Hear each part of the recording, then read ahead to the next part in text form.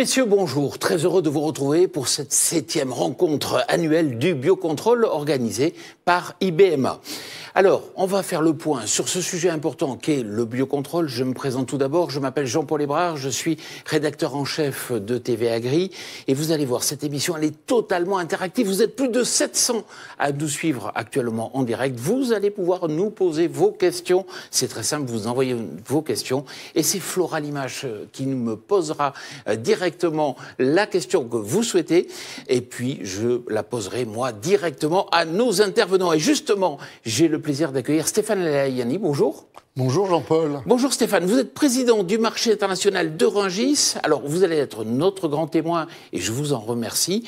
Mais tout d'abord, peut-être une première question. Quels sont vos attendus autour de ces débats autour du biocontrôle?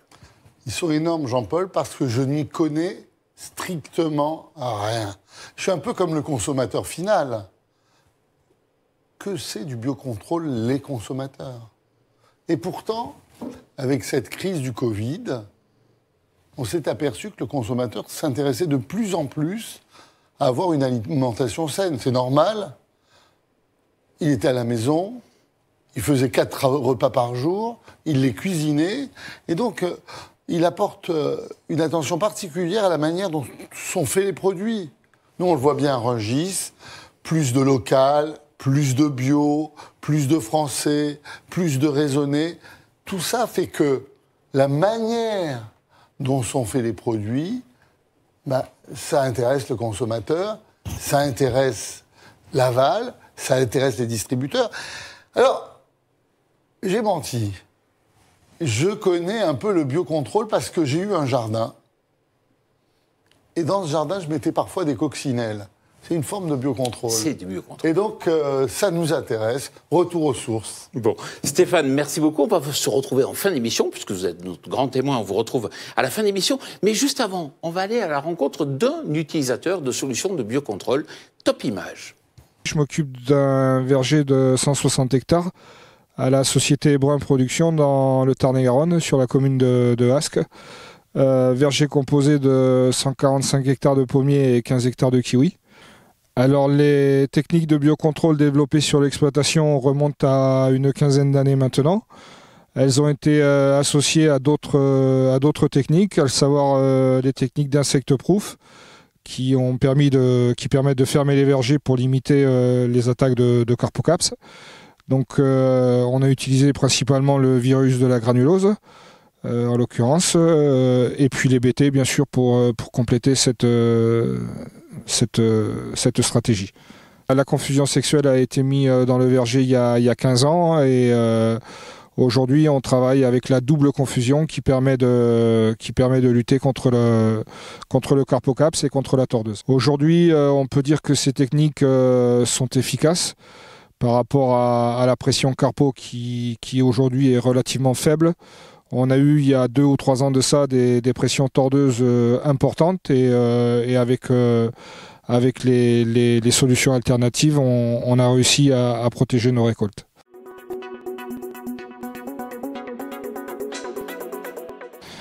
Alors toute la gestion du verger est liée à des stations météo qui nous permettent de la connaissance en temps réel des températures, des vitesses de vent, des niveaux d'hygrométrie, des durées d'humectation que l'on a dans nos vergers. Et cela nous permet d'adapter notre stratégie la plus proche possible du risque du bioagresseur.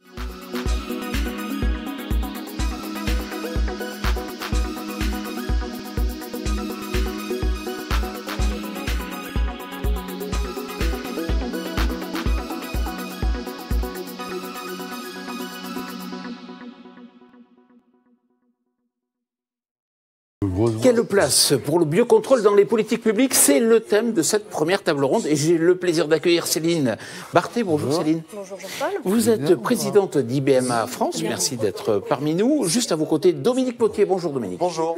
Alors vous êtes député de Meurthe-et-Moselle. Et puis à ma droite, Denis Velu. Bonjour. Bonjour. Vous êtes membre de la commission viticulture de la FNSEA et bien sûr aussi viticulteur.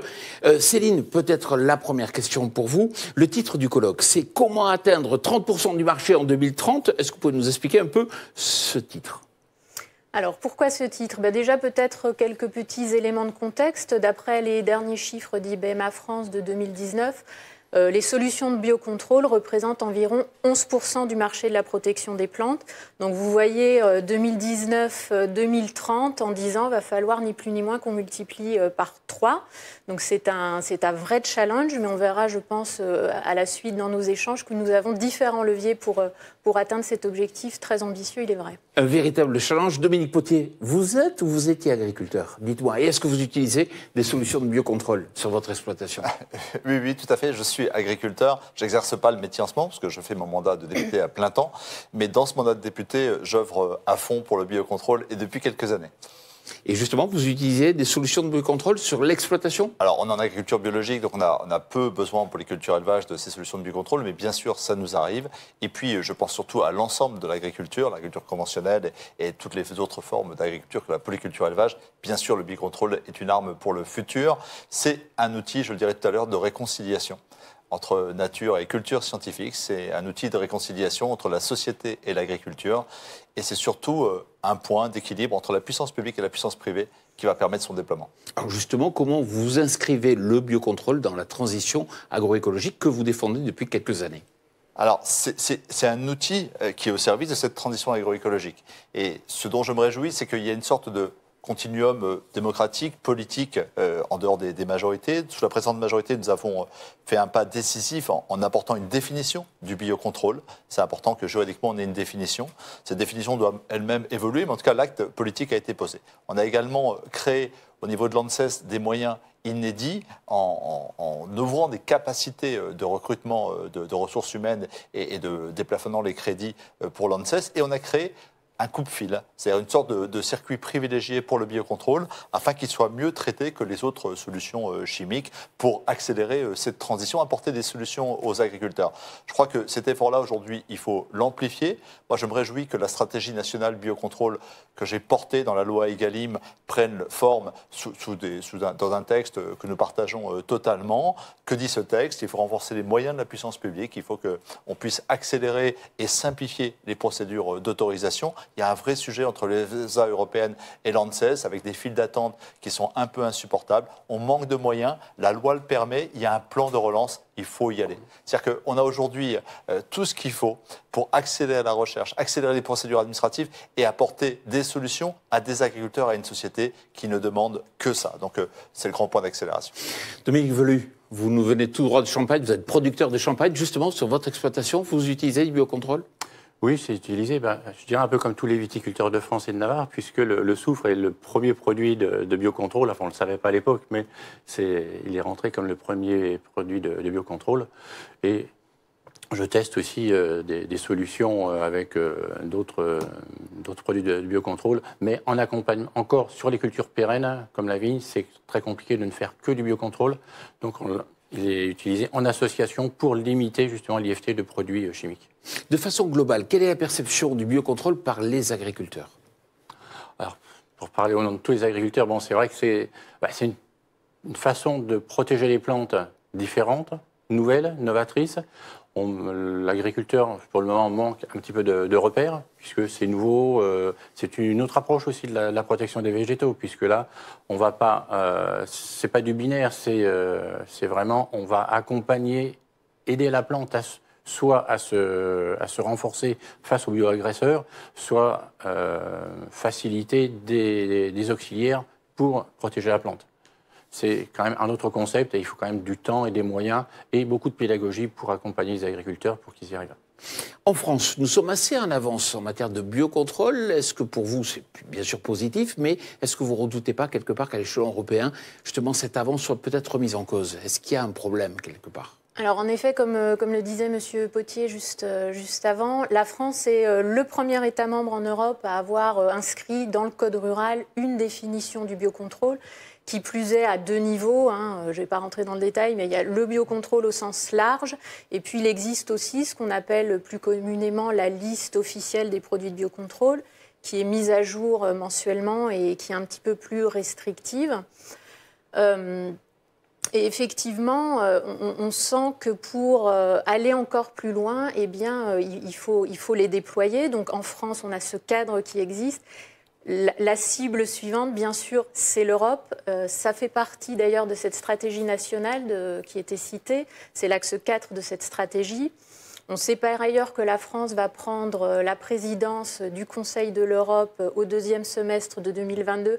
Ça donnera, à n'en pas douter, un coup d'accélérateur à cette reconnaissance européenne du biocontrôle qui BMA France supporte. Dominique Potier. Et pourquoi est-ce que nous sommes ici? Nous sommes ici pour demander au président Emmanuel Macron d'inscrire à l'agenda européen du premier semestre 2022, dans le cadre du New Green Deal, dans le cadre de procédure Farm to Fork, d'inscrire l'accélération, alors d'une taxonomie, c'est un nom un peu barbare, mais c'est de la définition précise de ce qu'est le biocontrôle à l'échelle européenne. Et qu'on crée les mêmes accélérateurs que nous avons su créer il y a quelques années sous la précédente majorité en France, à savoir une inscription en coupe-fil, une reconnaissance européenne, une communication possible entre les États membres et une coopération des instituts scientifiques. S'il y a une perspective, One Health, sur le sol, sur le végétal, et qui a des conséquences sur la santé des animaux, sur les épizooties et sur la santé humaine, c'est bien à la racine, dans le soin aux végétaux, qui est une alternative à la chimie. Écoutez, de manière assez pacifiée aujourd'hui, on peut dire que la chimie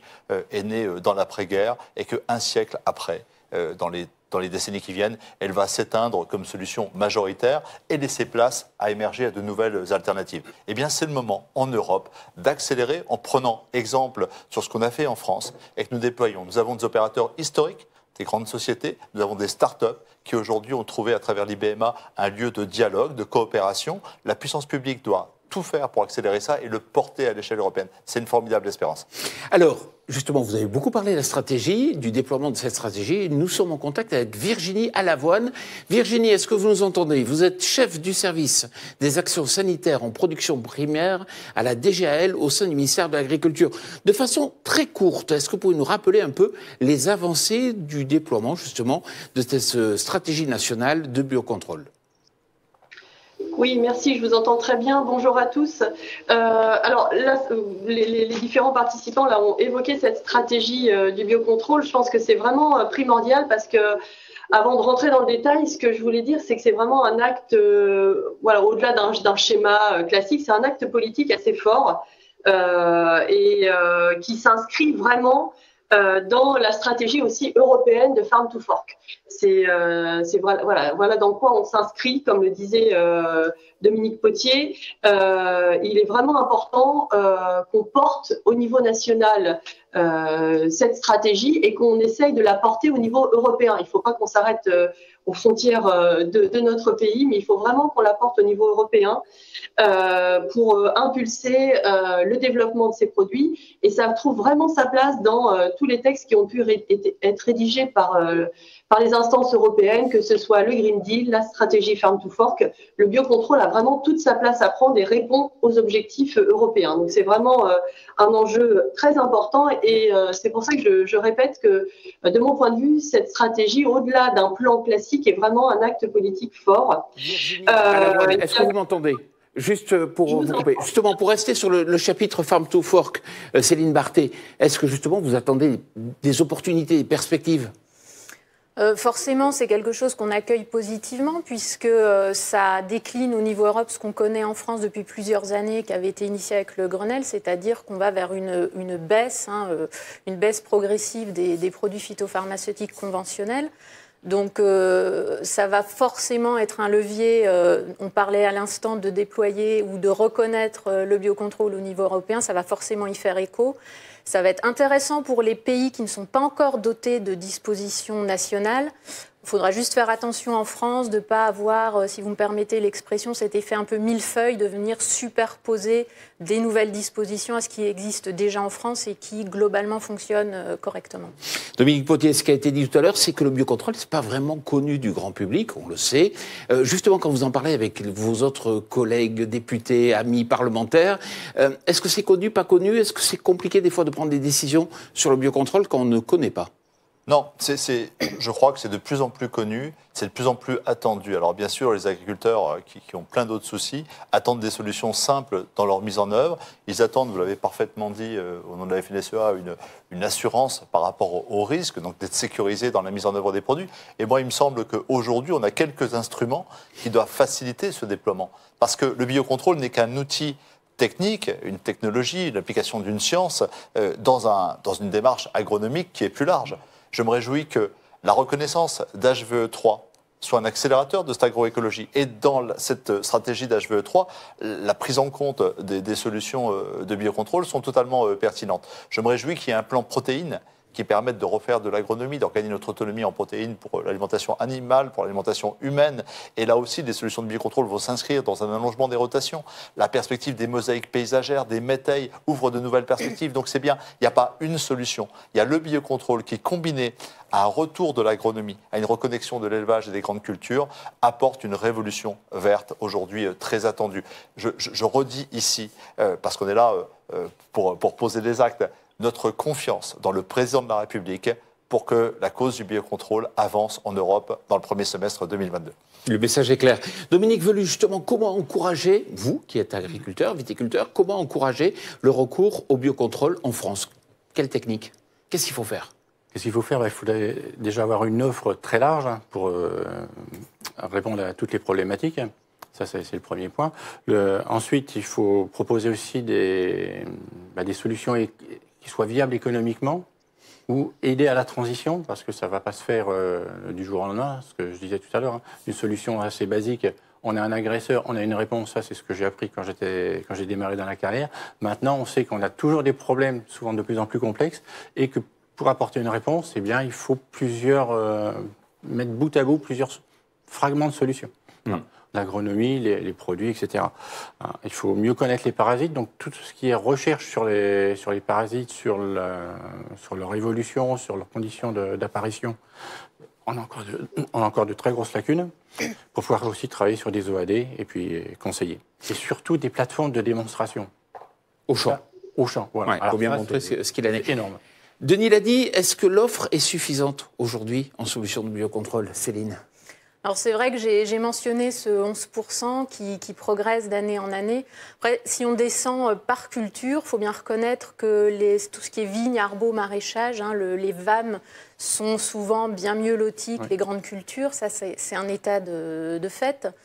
On sait néanmoins, d'après les enquêtes qu'on fait auprès de nos adhérents, que dans les produits qui arrivent à 2 ans, voire un peu plus loin, il y a un focus qui est fait sur ces grandes cultures, il y a beaucoup de projets de recherche, mais c'est vrai que le pas de temps est long, on est sur du développement, donc à chaque fois... Ça arrive. Mais ça arrive, voilà. Vous êtes plus de 700 à nous suivre en direct. Flora Limache, est-ce qu'on a une question à poser à nos invités?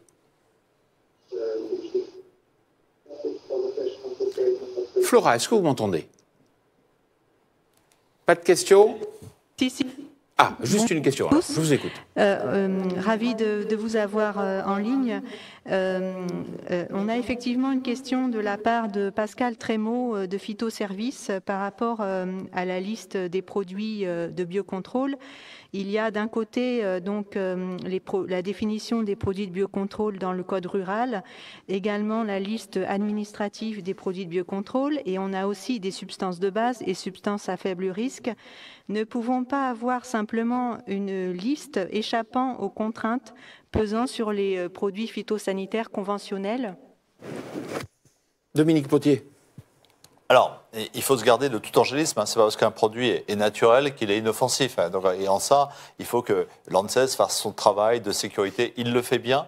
Il ne le fait pas assez vite d'après les opérateurs, c'est ce que j'entends. Donc il faut qu'il se dote de moyens et il faut que l'État donne comme mission à l'ANSES d'aller plus vite et plus fort en recrutant les compétences nécessaires à la fois pour les autorisations et puis par ailleurs déploie tous les moyens de la recherche au sein de l'INRAE pour accélérer les solutions. Vous savez, il y a aussi des questions administratives. C'est ce qu'évoque cette question qui est très pertinente. Il y a aujourd'hui, je ne vais pas être dans le détail, mais il y a un produit, c'est un message à Julien de Normandie, je le dis en confiance. Il y a des produits pour la septo aujourd'hui qui concernent les grandes cultures. Septoriose. Septoriose, bien sûr, qui sont bloqués dans des listes d'attente européennes parce qu'on a dénoncé ici un néonicotinoïde, etc. dans cette liste. Mais c'est ubuesque. Il faut aujourd'hui retrouver une fluidité, en aucun cas minorer les questions de sécurité, qu'on soit dans le biocontrôle ou dans les produits traditionnels, mais on ne peut pas administrativement et politiquement, par nos défaillances, par inertie, par désinvolture, freiner ce que la science et l'esprit d'entreprise offrent aujourd'hui comme solution, comme antidote à l'agribashing, comme solution attendue par nos concitoyens. On vit une crise sanitaire. On sait qu'il y a un lien entre le sol et la santé humaine.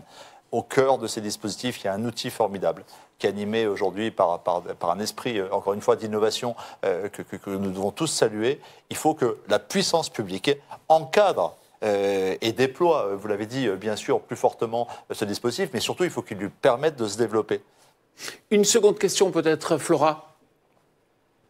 Oui, Jean-Paul, nous avons une deuxième question de la part de Christian Leroux de la société M2I. C'est par rapport au délai d'évaluation de l'ANSES. Christian mentionne que le directeur général de l'ANSES reconnaît devant les commissions parlementaires que le délai de traitement des dossiers de biocontrôle est de 450 jours au lieu de 6-8 mois prévus dans la loi. Comment faire accélérer les délais? Céline. Oui, alors je partage le constat, effectivement, même si on a pu noter une nette amélioration ces dernières années avec un raccourcissement des délais, on n'est pas encore dans les délais impartis. Solution, des moyens humains sans doute. Je pense qu'en premier lieu, ce serait d'étoffer encore plus les équipes dédiées biocontrôle à l'ANSES. Ça serait peut-être la première des choses à faire. Très pragmatique. Céline Barthé, Denis Velu, Dominique Potier, merci beaucoup. Mais juste avant, on va lancer donc un témoignage. C'est un viticulteur dans la région de Bordeaux. Vous allez voir, il utilise lui aussi des solutions de biocontrôle. Top image. Je suis chef de culture d'une propriété de 120 hectares où on retrouve essentiellement 4 cépages, du merlot noir, du cabernet sauvignon, du petit verdot et du cabernet franc. Ça représente à peu près entre 800 et 900 000 pieds de vigne. On a aussi 7 hectares et demi de blanc où là on retrouve de la muscadelle, du sémillon et du sauvignon. Je gère une équipe de 30 personnes environ et on emploie des biocontrôles à base d'amylose liquéfaciens, de souche D747. On s'en sert essentiellement au stade A pour la lutte contre le botrytis et en même temps pour respecter les résidus, qui est très très très important aujourd'hui pour nous, pour qu'on ne retrouve rien au niveau des vins et voilà. On fait de la confusion sexuelle depuis 2006, où là on fait l'intégralité du vignoble.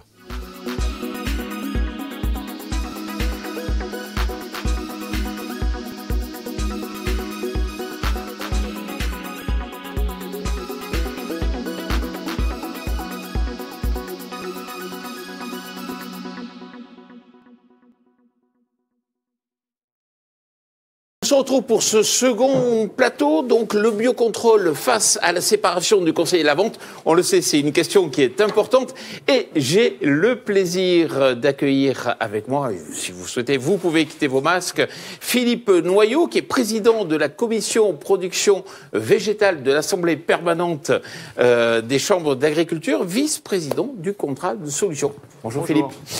Juste à vos côtés, donc Ronan Goff, vice-président d'IBMA France. Bonjour. Bonjour Jean-Paul. Olivier Ruc, bonjour. Vous êtes chargé de dossier séparation conseil vente au sein de la direction générale de l'alimentation, qu'on connaît bien sûr sous le terme de DGAL. Et Claude Bizieux, bonjour Claude. Bonjour. Vous êtes directeur approvisionnement des territoires et de la vie coopérative et référent biocontrôle au sein de la CAMN. Alors, c'est vrai, Claude, je vais démarrer par vous, mais juste avant de vous donner la parole, ce qu'il faut savoir, c'est que on a été voir un de vos producteurs adhérents pour savoir justement ce qu'il pensait un peu en matière de conseils, quelles étaient ses attentes en matière de conseils liés aux produits de biocontrôle. Top image. Conseil, aujourd'hui, c'est beaucoup de notre travail au quotidien, nos observations, les répétitions. Donc c'est beaucoup du visuel et de l'observation au champ. Mais on est aussi beaucoup sollicité par des fournisseurs qui peuvent nous proposer des nouvelles solutions, qui viennent sur nos exploitations, qui regardent nos essais, on rééchange. Derrière, on peut repositionner d'autres protocoles et toute une partie conseil, techniciens local, type CDDM, ou des qualiticiens de notre structure, de notre coopérative, et tous les fournisseurs locaux, comme la CAMN, qui nous accompagnent depuis plusieurs années sur ces projets. Derrière tout ça, nous, on donne des informations à nos qualiticiens et on fait tout un travail avec nos collègues dans notre coopérative pour faire un passage d'informations afin de pouvoir tout de suite retransposer ce qui marche et ce qui ne marche pas. Moi, ce que j'attends vraiment, c'est que sur les différentes gammes et espèces potagères que j'utilise sur mon exploitation, que je produis, j'aimerais avancer plus vite. Et pour ça, avancer plus vite, il faut trouver des solutions en interne ou bien même avec les gens qui nous entourent. Et ce qui me manque aujourd'hui, j'aimerais avoir quelque chose peut-être de plus global ou peut-être plus national, un guide des bonnes pratiques qui nous permettrait à tout à chacun d'utiliser tel ou tel biocontrôle pour lutter contre des ravageurs ou des maladies sur nos cultures.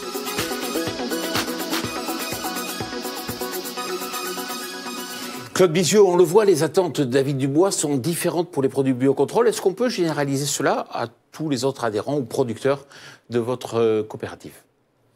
Alors en préambule, ce que l'on peut dire, c'est que ça mène une coopérative d'approvisionnement complètement dédiée aux cultures spécialisées, essentiellement maraîchage, arboriculture et viticulture. Et c'est une démarche qui a été engagée depuis longtemps au sein des filières spécialisées. Et la CMN a pris cette orientation depuis 1995 pour accompagner le développement du biocontrôle. Bon, alors on va parler justement séparation du conseil et de la vente.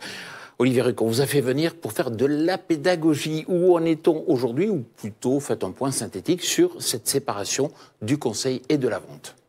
Bien, bonjour à tous. Donc la séparation vente-conseil, on a basculé dans ce nouveau monde depuis le 1er janvier 2021. Donc depuis cette date, l'ensemble des entreprises qui sont concernées dans le domaine de la distribution, de l'application ou du conseil à l'utilisation des produits phytopharmaceutiques ont dû faire un choix d'activité lorsqu'elles avaient pour certaines eu l'exercice d'activités incompatibles. Et donc il a fallu choisir entre la vente ou l'application et le conseil. Donc elles ont fait ce choix pour certaines entreprises avant le 1er janvier. Pour celles qui ne l'ont pas fait, il y a un temps nécessaire puisque c'est une réforme d'ampleur pour l'ensemble de ces entreprises. Donc il y a un temps de transition que constitue l'année 2021. Et donc les indications que nous avons recueillies pour l'instant, c'est que la majorité quand même des entreprises qui devaient se positionner parce qu'elles exerçaient des activités incompatibles ont plutôt fait le choix de la distribution, de conserver la vente, à défaut de s'orienter vers le conseil. Mais pour autant, ça n'empêche pas ces mêmes entreprises de, dans un deuxième temps, faire quand même le choix du conseil. De pouvoir changer fusil d'épaule. Ronan Goff, vous les connaissez, ces entreprises, c'est plus que la quasi-majorité. Oui, on ne va pas les compter, mais il y a pratiquement 95% des sociétés qui ont choisi la vente. Il y a quelques pionniers qui ont, je pense à Limagrin, je pense à Euralis, qui ont choisi le conseil. Mais effectivement, aujourd'hui, le constat, après un mois, c'est que la très très grande majorité de la distribution française est partie sur la vente. Et vous, Claude Bizieux, vous avez choisi quoi ? Alors nous avons choisi la vente, parce que la première mission de la coopérative est l'approvisionnement pour l'ensemble des familles produits nécessaires aux attentes et aux besoins de nos adhérents producteurs. Et l'autre, et comme nous étions comme j'ai dit tout à l'heure, déjà engagés sur cette voie du biocontrôle, mais avec un certain nombre d'autres structures qui accompagnent les adhérents producteurs, notamment parce que nous œuvrons sur les régions Pays de Loire et Bretagne. À la lecture de l'ordonnance et notamment de l'article 254, il est toujours possible de promouvoir, de mettre en application et d'assurer le déploiement des solutions de biocontrôle qui ont des fiches CEPP. Et donc, on s'est appuyé là-dessus. Olivier Ruc, notre travail de fond. Un petit peu d'explication sur cet article. Oui, je rebondis sur l'intervention. Effectivement, l'ordonnance, et même avant l'ordonnance de 2019, le gouvernement, l'État français, a encouragé le biocontrôle par diverses dispositions. Et l'ordonnance s'inscrit totalement dans cette lignée, je dirais, puisque effectivement, il y a la possibilité pour les entreprises qui font de la distribution de continuer à faire la promotion et la mise en œuvre, la facilitation du développement de ce qu'on appelle les actions CEPP, qui sont les certificats d'économie de produits phytopharmaceutiques, et qui, pour la majorité d'entre eux, concernent les produits de biocontrôle. Donc c'est une disposition, effectivement, qui va totalement dans le sens de l'histoire du biocontrôle et de son développement. Et cette ordonnance permet aussi, deux autres dispositions, vont également dans un sens d'encouragement du développement du biocontrôle, puisqu'il y a une exonération du fameux conseil stratégique pour les exploitants qui n'utiliseraient sur leur surface en totalité des produits de biocontrôle. Et enfin, les conseils stratégiques et spécifiques, les préconisations, anciennement appelées ainsi, doivent en priorité encourager les méthodes alternatives dont les produits de biocontrôle font évidemment partie. Conseil stratégique, conseil produit, conseil de préconisation, les chambres d'agriculture vont aller vers quel type de conseil ? Bien sûr, les conseils sur le produit, c'est celui qui vend le produit qui va conseiller sur l'utilisation du produit. Et après, les chambres d'agriculture ont toujours été positionnées sur le conseil de préconisation. Donc, elles vont continuer à donner ce conseil, plus ou moins. Il y a certaines chambres d'agriculture départementales qui ne font pratiquement pas de conseil de préconisation, et d'autres qui sont très engagées, qui accompagnent des groupes, on appelle des groupes de développement agricole, déjà depuis un certain temps. Donc, on accompagne à peu près 50% des agriculteurs. Et là, les chambres d'agriculture sont en train de s'organiser, mais on va voir comment vont réagir les agriculteurs. Pour l'instant, ils sont en train de s'organiser pour apporter un conseil individuel pour les agriculteurs qui voudront avoir un conseil individuel et non un conseil collectif. Et qui a les compétences pour assurer justement le conseil lié au biocontrôle ? À votre avis ? Qui a le conseil ? Bien sûr, c'est tout celui qui a un contact direct avec l'agriculteur. Tout intervenant doit avoir cette capacité. Sachant qu'on en reparlera peut-être dans le courant, mais quand on utilise du biocontrôle, c'est différent.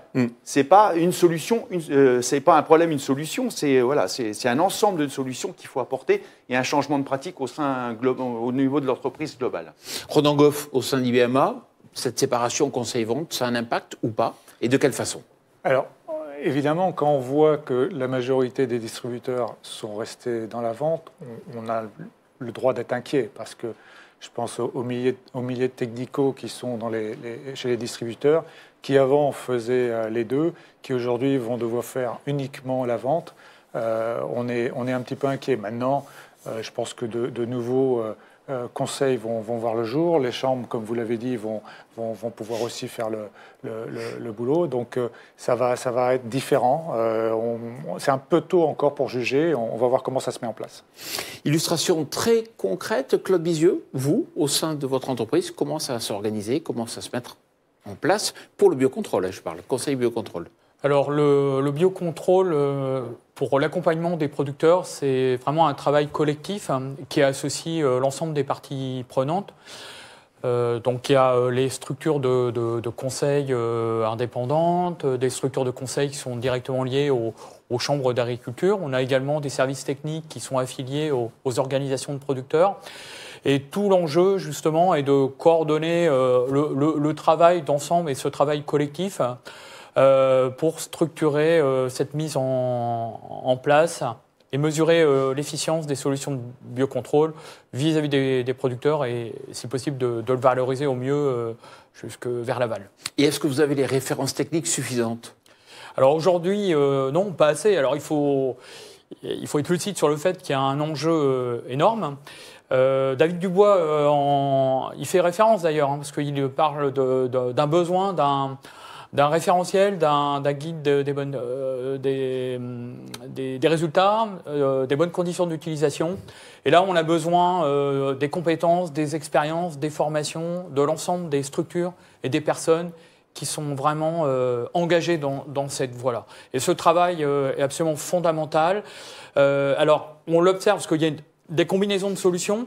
On voit que le contrat de solution a un rôle pour fédérer justement l'ensemble de ces parties prenantes pour travailler dans cette voie. Et c'est absolument fondamental. Par contre, il y a encore un énorme travail à faire de déclinaison au niveau des régions, des départements et de faire travailler de plus en plus les acteurs ensemble. Alors, Philippe Noyau, vous dites même au-delà, vous dites l'État n'investit pas assez dans la recherche. Expliquez-moi. On a besoin de recherche privée, on a besoin aussi besoin de recherche au niveau de l'État, que l'État accompagne encore plus ce changement, puisque on a besoin de fermes de référence, en fait. On a besoin d'avoir une vision globale. Et on a besoin de temps. Une transition, ce n'est pas une rupture, c'est bien de temps. Donc, c'est pour aller encore plus loin et aller plus vite, et pour convaincre les agriculteurs, c'est rapidement de mettre en place toutes ces solutions qui arrivent. Avant, on avait le cuivre et le soufre. Maintenant, il y a beaucoup de solutions qui arrivent. Les agriculteurs ont besoin de croire et ils ont peur. Ils ont peur de prendre un risque. Donc, c'est justement faire ces démonstrations et faire ce transfert, amener les agriculteurs sur ces exploitations-là pour qu'ils voient qu'effectivement, ça fonctionne. Alors là, on est dans une réflexion franco-française, mais on va élargir le champ de vision. On va aller voir justement en Espagne. On va aller à la rencontre de Maria Teresa Garcia, qui va nous expliquer un peu comment se passe le conseil et la vente dans le sud de l'Espagne. Quelle est votre entité? Buenos días. Bonjour, je suis Maria Teresa Garcia Muñoz. Je suis la présidente du Collège officiel d'ingénieurs techniques agricoles d'Almeria. Je représente 1400 professionnels, dont 80% environ sont spécialisés dans le conseil d'exploitation agricole qui font la culture sous serre. Le conseil est-il privé en Espagne? Le conseil de produits phytosanitaires est privé. Avant, le conseil était réalisé par l'administration, notamment ici à Almeria, où la culture sous plastique est très implantée. Mais aujourd'hui, le conseil est totalement privé. Le conseil y est-il séparé de la vente? Le conseil n'est pas séparé de la vente, mais selon moi, le véritable enjeu est autre. Le conseil a aujourd'hui valeur de recommandation. Or, il devrait exister pour les produits phytosanitaires des ordonnances obligatoires comme en médecine humaine et animale dans le but de contrôler l'achat de ces produits phytosanitaires. Les conseillers ont besoin de savoir si leurs recommandations ont été suivies. Quelle place occupe le biocontrôle? Le biocontrôle est prioritaire dans la protection intégrée. Cela est inscrit dans un décret qui suit une directive européenne. Ce décret stipule que parmi toutes les solutions de protection végétale, il faut prioriser les produits les moins agressifs vis-à-vis de l'environnement.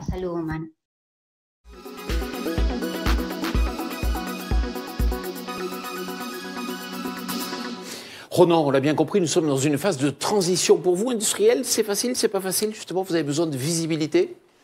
Alors oui, on a toujours besoin de visibilité. C'est vrai qu'on est dans un monde qui change. Je dirais qu'en tant qu'industriel, ma première priorité, c'est d'abord d'innover, d'investir dans la recherche, comme on l'a dit tout à l'heure. Là, c'est la recherche privée, pour justement développer et amener au marché de nouvelles solutions de biocontrôle, que ce soit dans les cultures spé où il y en a déjà, mais encore plus dans les grandes cultures où il y a encore trop peu de solutions disponibles. Donc nous, industriels, on se doit d'amener des solutions au marché, que ce soit de la start-up à la multinationale, pour justement faire que dans 10 ans, de 10%, on soit passé à 30% de solutions. Sinon, si on n'a pas ces solutions, on n'arrivera jamais à 30%. Je reviens un peu sur ce que vous avez dit, Olivier Ruck. C'est-à-dire que des exploitations qui n'emploieraient que des solutions de biocontrôle seraient exemptées de conseils stratégiques? Oui, c'est ça. C'est aussi prévu par l'ordonnance. C'est totalement dans la logique que les produits de biocontrôle étant moins impactants pour la santé et l'environnement, ils entrent tout à fait dans la définition de ces méthodes alternatives qu'évoquait la personne d'Espagne et qui justifie donc que ce soit des produits dont l'utilisation est moins encadrée. Et donc on a plus de 60 000 exploitations en France sur un total de 420 000, 430 000 exploitations en France aujourd'hui qui sont exonérées de ce conseil stratégique du fait de l'utilisation exclusive de produits de biocontrôle sur leurs exploitations. Quand on parle de séparation du conseil de la vente, il y a 3 chiffres clés à connaître. Lesquels? Pour comprendre l'indépendance des structures. Oui. Alors, là encore, l'ordonnance, elle fixe des seuils de séparation, des seuils de 10 et 32%. 10%, c'est le seuil maximal qu'une personne est autorisée à détenir dans le capital d'une entreprise qui exerce une activité de vente ou d'application, tout en étant par ailleurs, cette même détentrice de capital, personne exerçant une activité de conseil. Ça, c'est un seuil de 10% qui vaut pour une personne et on a également fixé un seuil cumulé, donc c'est-à-dire que lorsque plusieurs personnes détiennent ensemble des parts de capital et qu'elles sont détentrices du capital d'une entreprise de distribution, elles ne peuvent pas dépasser un seuil de 32% lorsqu'elles sont par ailleurs à la tête d'entreprises ou participant à une entreprise qui exerce une activité de conseil qui est donc incompatible. Et le seuil moins connu, c'est celui de 2 millions d'euros. Le seuil de 2 millions d'euros est celui qui est fixé pour les micro-entreprises, les micro-entreprises en métropole et les entreprises toutes confondues, toutes tailles confondues, qui sont en outre-mer, bénéficient d'une dérogation par l'ordonnance et peuvent exercer jusqu'au 31 décembre 2024, l'activité de vente et de conseil, si elles le souhaitent, mais elles peuvent ne pas faire ce choix, mais en respectant alors un maximum de 2 millions de chiffre d'affaires annuel. Il y a environ 500 structures aujourd'hui de conseil. Vous pensez qu'il va y avoir une génération spontanée de micro-entreprises de conseil ? Il y a un besoin de conseil évident en France. Il y en avait avant la séparation vente-conseil, il y en aura après. Là, c'est une réforme d'envergure pour l'ensemble des entreprises, dont les COP et les négoces qui accompagnaient, qui fournissaient l'essentiel du conseil à nos exploitants. Aujourd'hui, nous avons un socle de 500 entreprises agréées. Il y en a quelques-unes, une minorité, qui ont pour l'instant fait le choix d'aller vers le conseil. Il y a forcément un marché à saisir et donc un conseil à fournir aux exploitants. Donc l'année 2021 est une année de transition. Il y a un modèle économique du conseil qui doit se faire, qui doit se stabiliser et qui va donc progressivement inciter un certain nombre d'acteurs à se positionner sur le conseil et à tout simplement de nouvelles entreprises à se créer sur ce secteur. Philippe Noyau, je suis agriculteur, j'utilise des produits phytosanitaires, j'ai une assurance à quasiment 100%. Je me tourne vers le biocontrôle, j'ai plus le 100%. Comment accompagner le maximum d'agriculteurs justement pour changer de logique ?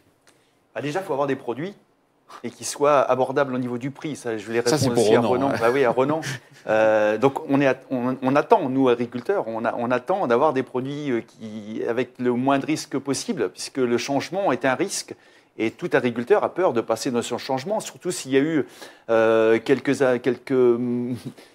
mauvais, où ça s'est mal passé, où la production a été mise à mal fortement. Donc, il suffit d'un exemple ou deux, et l'agriculteur qui regarde autour dit « Oh là, je vais attendre que ça se sécurise un petit peu ». Il a investi et en plus, il n'a pas de revenus.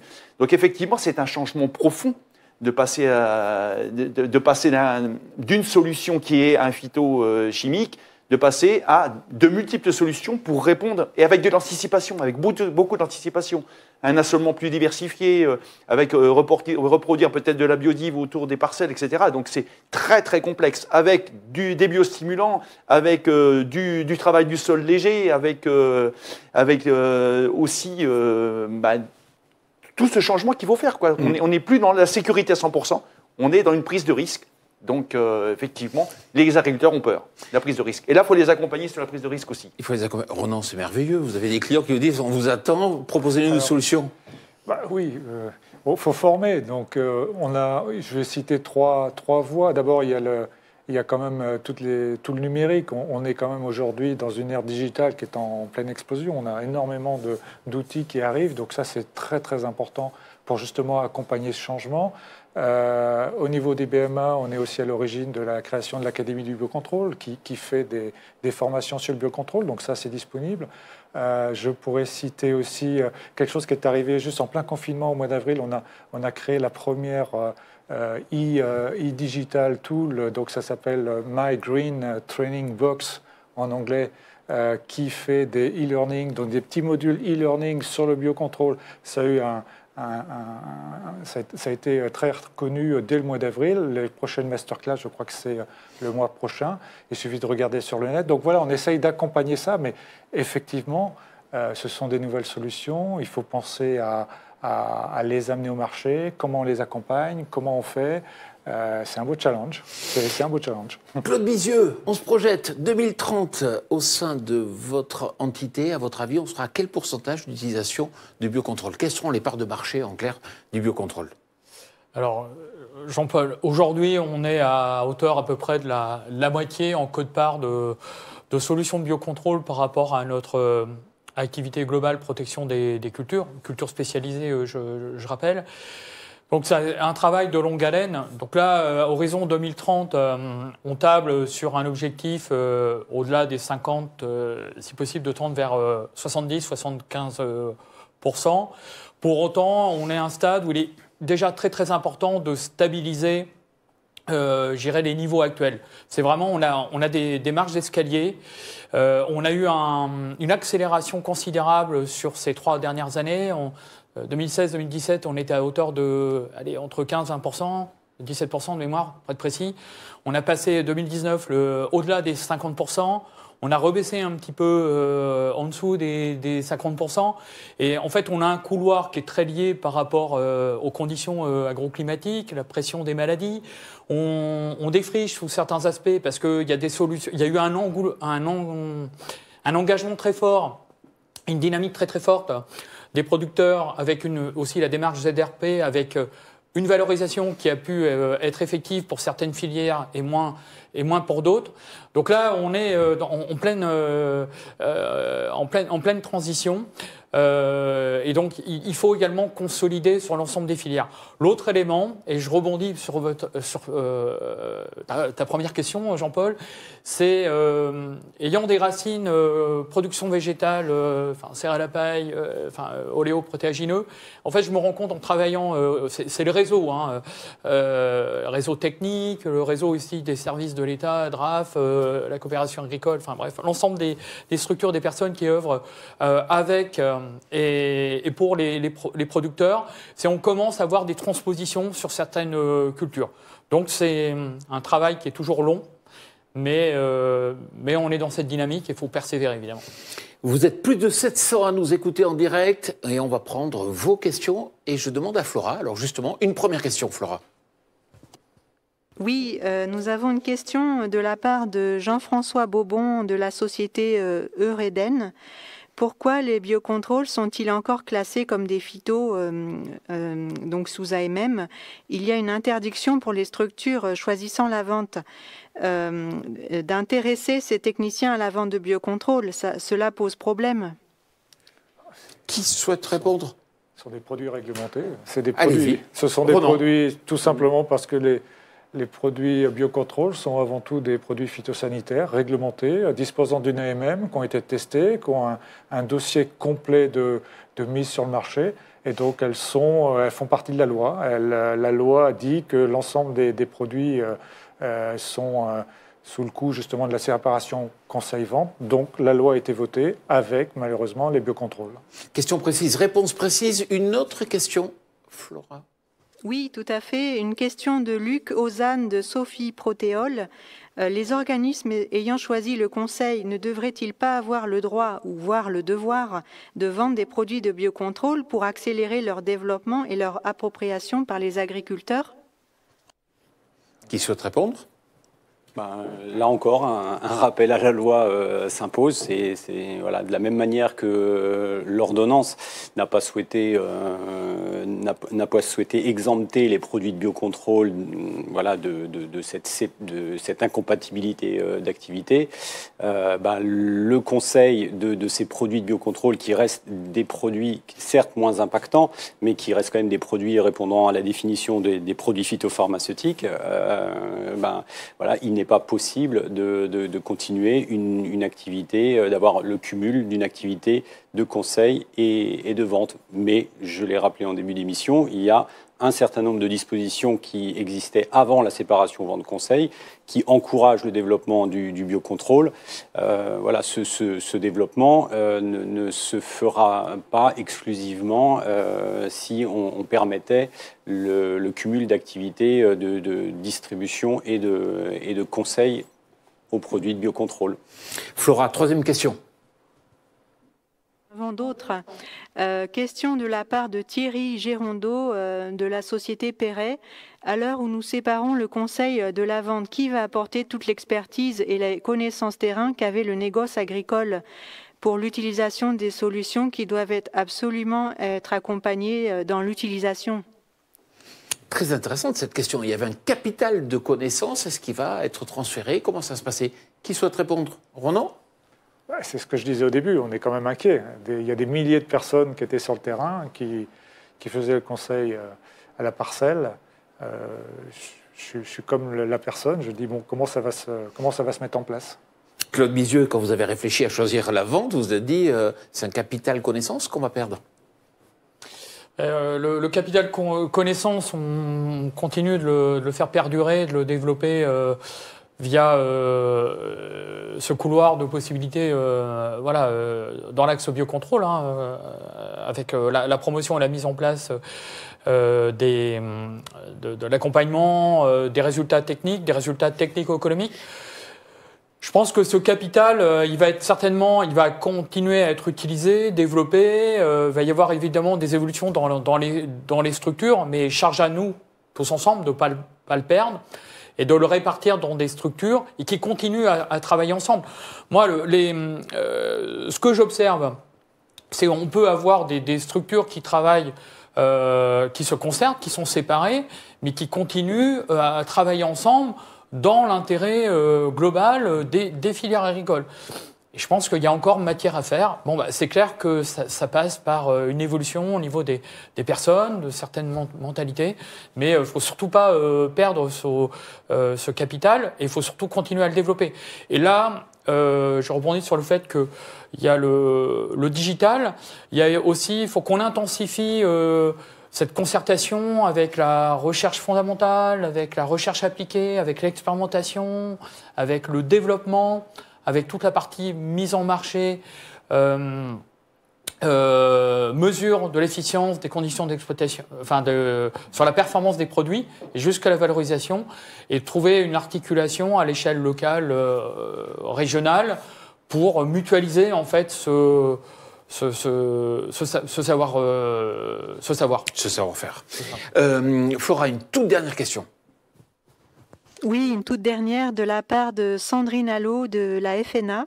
Dans la majorité des cas, la combinaison des solutions de biocontrôle et de synthèse permet de réduire très fortement les consommations en produits phytosanitaires de synthèse. Dans le cas des entreprises de vente, pour promouvoir les solutions CEPP le plus efficacement possible, ces entreprises peuvent-elles promouvoir ces mélanges pour permettre un déploiement optimal du biocontrôle? Question très technique, Olivier Ruc, vous n'avez pas le choix. Elle est pour vous. Bon, je remercie le négoce pour cette question voilà, en direct. Oui, évidemment, je vous renvoie de nouveau vers la lecture de l'ordonnance, que, à force de citer, on connaît tous par cœur, qui a une définition qui est bon, heureusement, malheureusement stricte, et qui permet uniquement pour un distributeur de faire la promotion et la facilitation de l'utilisation, de ce qui conduit à l'utilisation au final de produits de biocontrôle, mais sans faire mention volontairement des produits conventionnels qui, par association, rendraient le produit de biocontrôle plus efficace. Donc c'est dans la limite du champ qui est défini par l'ordonnance et donc de ce qu'on appelle les fiches actions CEPP qui définissent les produits de biocontrôle lorsqu'ils sont portés par ces fiches actions. Il est dit que le distributeur peut faire cette promotion du produit du biocontrôle, mais sans par ailleurs inciter à la vente, à l'achat du produit conventionnel qui va bien. Olivier Ruc, une question pas facile pour la route, on va dire, entre guillemets. Vous avez travaillé sur ce dossier de la séparation du conseil à la vente pendant des mois, peut-être des années. Vous imaginiez que 95% des entreprises de la distribution allaient choisir la vente? Oui, non? Non, on imaginait évidemment qu'une majorité opterait pour la vente, évidemment, parce que, je l'ai dit en introduction, c'est une réforme d'envergure pour l'ensemble des entreprises, donc c'est pas quelque chose d'anodin dans un délai qui est évidemment contraint de choisir tel type d'activité plutôt que tel autre, a fortiori lorsque, comme je le disais, le modèle économique du conseil n'est pas encore stabilisé.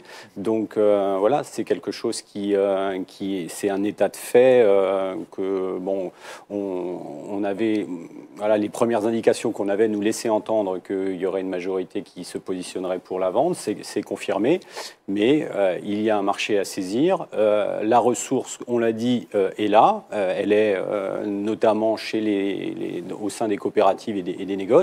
Donc il faut orienter une partie de cette ressource, la valoriser pour monter des entreprises de conseil, pour répondre aux besoins qui est quand même permanent des exploitants.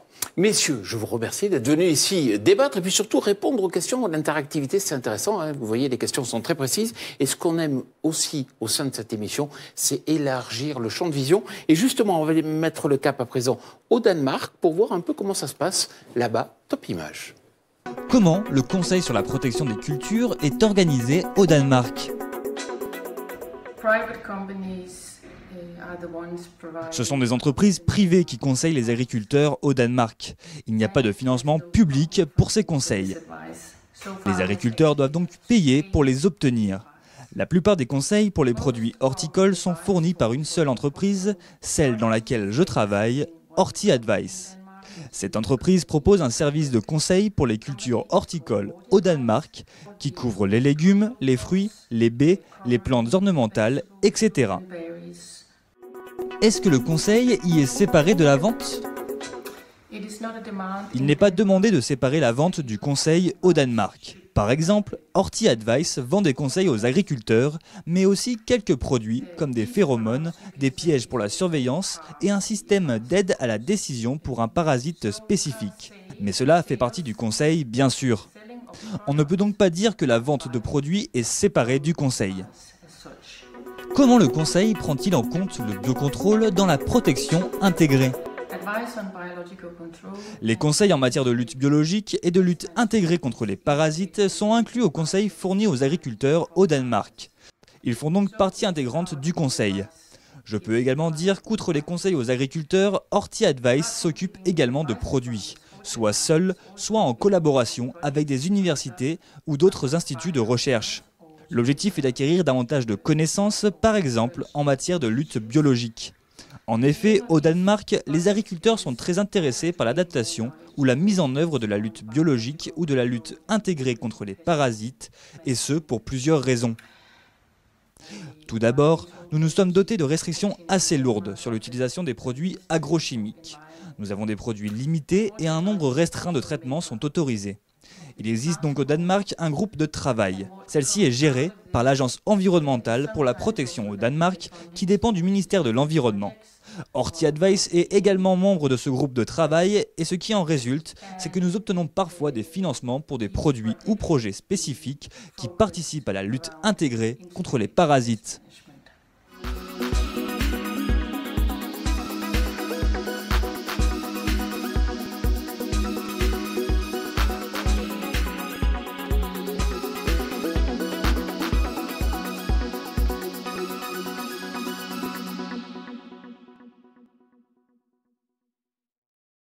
Le biocontrôle, pierre angulaire des stratégies filières de demain, c'est le thème de cette troisième table ronde et j'ai le plaisir d'accueillir Océane Chamorteau. Bonjour. Bonjour. Alors vous êtes responsable du dossier agroécologie, fruits et légumes chez Carrefour ou de Carrefour, je ne sais pas comment on dit. Daphné Soulier, bonjour. Bonjour. Vous êtes responsable des projets de protection et qualité des cultures de Bonduelle. Bonjour. Et puis juste à vos côtés, Sébastien Tripon, bonjour. Bonjour. Vous êtes directeur des achats et amont de Florette Food Service. On aura l'occasion d'en parler un petit peu mieux.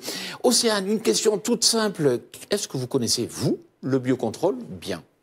Oui, aujourd'hui, je connais bien le biocontrôle. Après, pas autant, évidemment, que les metteurs sur le marché des produits qui, eux, sont les experts sur le domaine.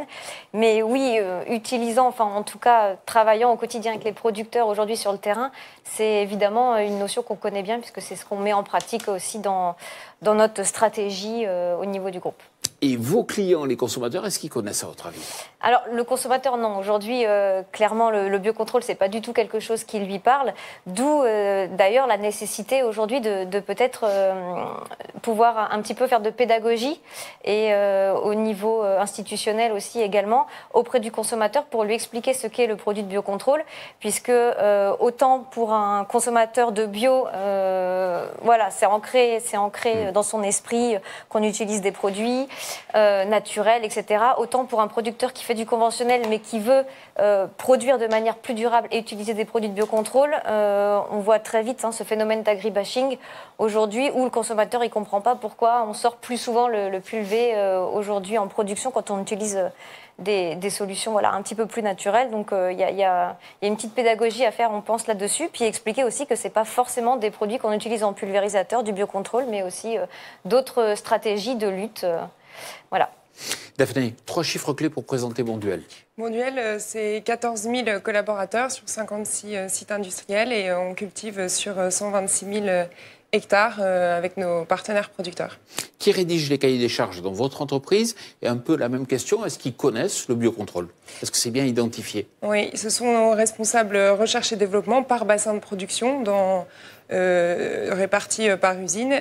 Et oui, ils connaissent les produits de biocontrôle et ils cherchent à les intégrer dans les cahiers des charges. C'est eux qui sont responsables aussi du choix des entreprises avec qui ils travaillent parce qu'ils font des essais aussi en local avec ces entreprises. Même genre de question pour Sébastien. Mais tout d'abord, 3 chiffres clés déjà pour présenter donc Florette Food Service. Alors 12 500 agriculteurs, adhérents d'Agrial, auquel appartient Florette. 135 000 tonnes de salade, c'est le besoin annuel de Florette, produit pour la moitié par les producteurs adhérents de la coopérative. Et également zéro, comme la cible de produits phytosanitaires qu'on s'est fixé, sans aucun résidu en ce qui concerne nos salades et les légumes. Le développement du biocontrôle, c'est une bonne nouvelle pour vous ? Alors, les quantités que je vous ai évoquées en termes de matières premières paraissent importantes, cependant elles ne sont pas suffisantes depuis des années pour homologuer les produits phytosanitaires, parce que le coût est très important. Donc, pour trouver des solutions d'usage qui répondent aux problématiques des producteurs, effectivement, le biocontrôle est une véritable solution d'avenir intéressante. Quelle est la part du biocontrôle dans vos cahiers des charges chez Bonduelle ?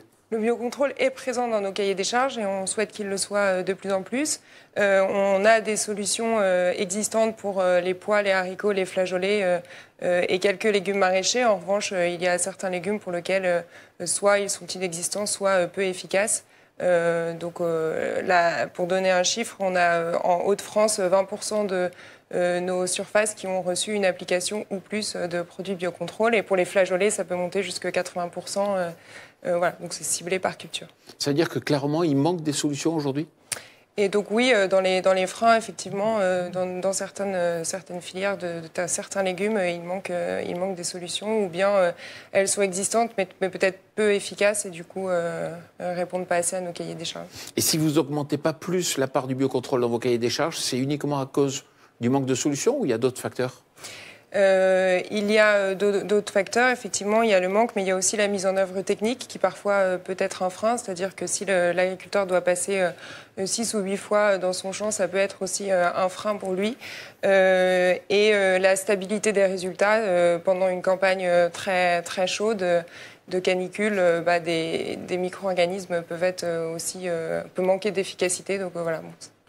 Alors, j'ai des bonnes nouvelles pour vous, et puis pour vous aussi, puisque ces solutions, elles arrivent. On écoute Jennifer Lewis, elle est directrice générale d'IBMA Global Top Image. L'offre en produits biocontrôle va-t-elle progresser significativement à l'avenir ? Oui, je crois que nous avons beaucoup d'opportunités d'avoir une offre bien pour l'avenir. Il y a 2 aspects importants dont penser. Le premier, c'est le niveau de l'innovation dans les boîtes biocontrôle, et le deuxième est le système de l'homologation pour les biocontrôles. Au niveau de l'industrie et des boîtes, nous avons fait une étude l'année passée dans laquelle il y avait 100, je crois, la moitié de la marché qui ont répondu, et il y avait indiqué qu'à peu près 140 formulations de biocontrôle sont dans le système de l'homologation, et qu'il reste encore à peu près 120 qui ne sont pas encore soumis, ou ils n'ont pas déposé pas encore le dossier. Donc, on a les produits. C'est plutôt une question de comment faire sortir ces produits du système de l'homologation, et aussi comment faire sortir ces produits du développement dans les boîtes.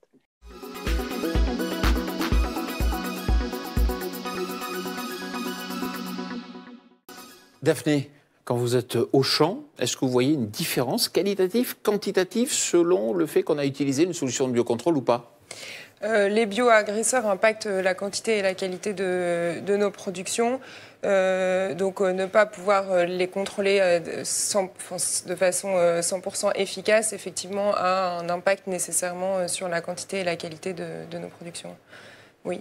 Ça veut dire que ça change un peu vos façons peut-être demain de commercialiser des produits un peu moins parfaits, un peu moins plastiques ? Alors on doit quand même devoir de produire des produits de qualité, notamment nous, ce qui nous embête, ce sont les corps étrangers. Donc ça, c'est effectivement les insectes, les spores de champignons, ce sont dans nos cahiers des charges des choses rédhibitoires. En revanche, oui, il faut que l'on pense peut-être à revoir à la baisse certaines notions qualitatives par rapport au changement agricole qui va s'opérer. Ça veut dire que quelque part, c'est le consommateur qui est un peu le maillon faible. Il va falloir le former un peu mieux. Comment vous voyez la chose ? Océane, par exemple ? Oui, je pense qu'en fait, ça se complète. On a exactement la même chose. Enfin, on est confronté à la même chose. On a fait récemment une table ronde sur la pomme, où on a interrogé des clients justement sur l'agroécologie, etc. Et on leur a demandé aujourd'hui, avant de leur expliquer la démarche pour ne pas les influencer, on leur a demandé un petit peu quels étaient leurs critères d'achat. Pourquoi est-ce qu'ils nous montrent, quand ils sont dans un rayon et qu'ils vont acheter de la pomme, quels sont les premiers critères comme ça instinctifs, et ce qui est ressorti, c'est le goût, la qualité, l'aspect, une belle pomme, etc. Et une taille moyenne, gros calibre. Et ils n'étaient même pas capables finalement de nous dire, ils nous ont dit, je ne sais même pas pourquoi je vais acheter des pommes de cette taille-là. Tellement en fait c'est effectivement les codes du marché, et c'est ancré en fait. Voilà. Et on leur a expliqué qu'aujourd'hui avec la démarche, on pouvait justement aller vers des fruits un petit peu moins beaux, avec un peu plus de défauts. Autant sur le bio, c'est très bien entendu, ça ne l'est pas aujourd'hui sur les produits du conventionnel. Et en fait, on est aussi bloqué par la réglementation aujourd'hui sur certaines filières. Quand on veut vendre des produits en catégorie 1, on a des critères à respecter au niveau de la réglementation. Et justement, quand on veut vendre, puisque le consommateur est habitué à des catégories une, souvent sur du conventionnel, il faut aussi peut-être faire bouger la réglementation parce que finalement, des fois, on se tire déjà un peu une balle dans le pied. Je pense qu'avec l'agriculture durable, l'agriculture de demain, on va devoir avancer sur des sujets aussi comme ça. Bon, ben, allez-y, Daphné. Moi, pour compléter un peu, mais oui, je suis tout à fait alignée avec ce qui vient d'être dit. Il faut aussi un axe sur la formation, peut-être, la pédagogie, mais la formation, la communication, peut-être auprès des nouvelles générations et se focaliser dans un premier temps dans la première gamme. Je pense que c'est peut-être plus facile de commencer à les former sur des légumes bruts pour ensuite passer à des légumes plus conserve ou surgelés. Sébastien, vous travaillez avec McDonald's. Comment ils réagissent, eux, quand vous leur parlez de biocontrôle? Ils connaissent pas déjà? Comment ça se passe? Alors, on a la chance de travailler historiquement avec McDonald's. Ça fait plus de 35 ans que nous travaillons. Donc, ça permet de travailler sur la durée, véritablement. Alors, en 2010, par exemple, je vais prendre un exemple. On s'est assis à la table avec l'ensemble de la filière, du producteur au consommateur, avec McDonald's, pour imaginer la stratégie agroécologique à horizon 2020. Ça nous a permis de parler des biocontrôles parce qu'à cette époque-là, les produits phytosanitaires apparaissaient au niveau des consommateurs comme quelque chose de pas forcément bien. Et donc, les biocontrôles apparaissaient comme une solution émergente d'avenir. Et après avoir justement s'être engagé sur la durée, ça nous a permis d'expérimenter, tester et d'éprouver les solutions pour arriver en 2017 à ce que l'ensemble des salades fleurettes pour McDonald's ait au moins un biocontrôle pendant toute la culture. On parle beaucoup de certification. Vous en créez des privés. Expliquez-nous. Oui, alors la branche légumes et fruits frais d'Agrial a créé AgriLogique, qui est une démarche privée, effectivement, qui permet de produire des légumes sains, frais, en protégeant le sol et la biodiversité.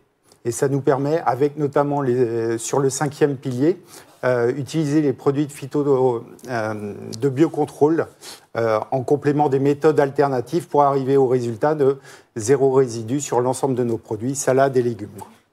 Quand on s'intéresse à la grande distribution, vous aussi, vous avez des certifications, des cahiers des charges. Comment vous les élaborez concrètement? Est-ce que vous intégrez les produits biocontrôle? Oui, alors dans l'élaboration des cahiers des charges, aujourd'hui, donc on a notre démarche agroécologique. Notre démarche agroécologique, on l'a orientée sur 2 aspects. Donc sur l'aspect communication, donc forcément pour le consommateur. Donc là, on a choisi un aspect santé où on communique sur la réduction des produits phytosanitaires, où on va aller sur une allégation cultivée sans pesticides, sans insecticides. Tout dépend en fait filière par filière de ce qu'on a réussi à supprimer et au champ. Donc ça, c'est sur l'axe communication. Et forcément, pour réussir à avoir cet axe de communication, on doit aussi travailler au niveau de notre cahier des charges. Et dans l'agroécologie, il n'y a pas que l'aspect produits phyto. On a plusieurs piliers, donc le pilier biodiversité, le pilier sol, tout ce qui est eau et réduction, enfin tout ce qui est eau et énergie. Et évidemment, le pilier intrant avec la réduction des produits phytosanitaires. Et les cahiers des charges, tout est fait en co-construction avec nos producteurs et nos fournisseurs partenaires.